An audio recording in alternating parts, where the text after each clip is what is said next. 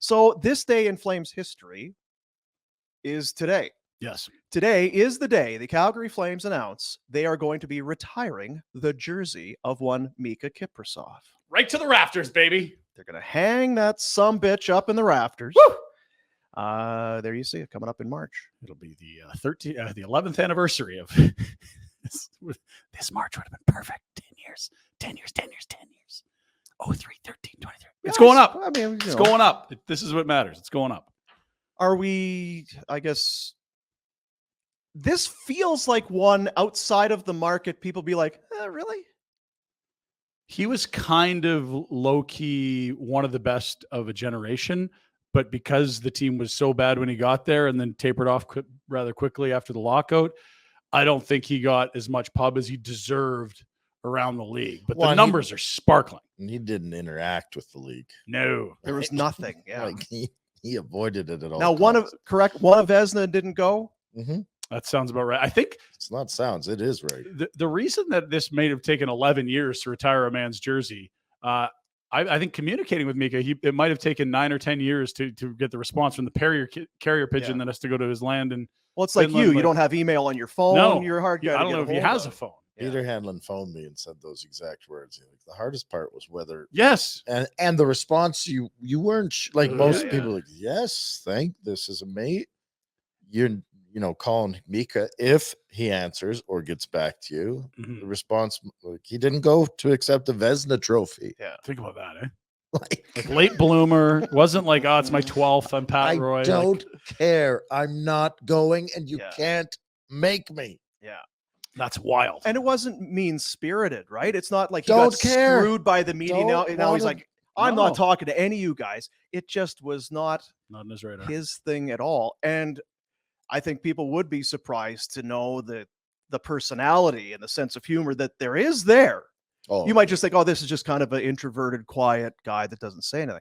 No, media was not his thing. And it's funny because he's been back since, but it's never with any fanfare. And it's always they'll like pan to a box and Miikka's drinking and everyone just starts like, and he's always surprised by it. Like, dude, you're a fucking legend here. Yeah. Legend. I'm pumped for him. It's going to be fun. I was going to say, there's probably two things, right? I wonder how much of it maybe has to do with Conroy and Jerome being has to be some in the mix. Not to say that any previous regimes didn't think that Miikka was worthy of having his number retired. It just might be one of those things where, previous regimes wouldn't understand the significance that Miikka played during that era. Yeah, you could say he was great, but the people on that team would take it another level. How important he was. Like, you're not a playoff team without him type stuff. No. Never mind. Move the franchise type stuff. Yeah. And you've talked about it, and I know you get tired of telling these stories, but it's kind of the world that you're in. When you realize that you maybe had something special, because Roman Turek's the goaltender. This is not a playoff team. What is it, 9 years they'd missed? 7 in a row. Whatever it was. Turek gets hurt. They make a trade with San Jose. Miikka Kiprusoff is third on their depth chart behind Nabokov and Toskala. Toskala, yeah. And see what this guy, white mask, throw him in the net. And it was almost immediate. Boy, second rounder for this guy. I don't know. Jeez.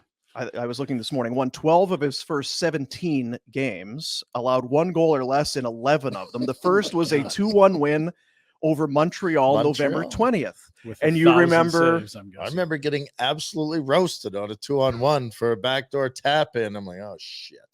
And he saved it. Like, so sprinted across, stopped it. I'm like, I like that. It's been a while since I've seen his lateral movement and flexibility I don't recall seeing anyone else that could do it like that. Like, just the ability to go post to post and make saves. He was never dead on a play. He was good. Yeah. I mean, and it's the other thing that people don't realize is how much he put into it. Yeah. The hours he studied film and he stretched and it might have been a different approach than some, I don't know, normal goalies do, but he was over the top focused.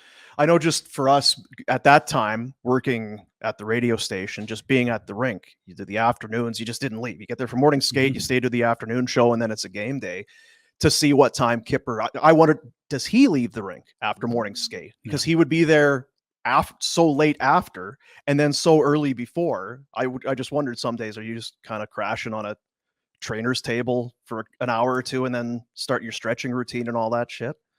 Because he was dedicated to it. We went through this the other day when you weren't here, so a few weeks ago.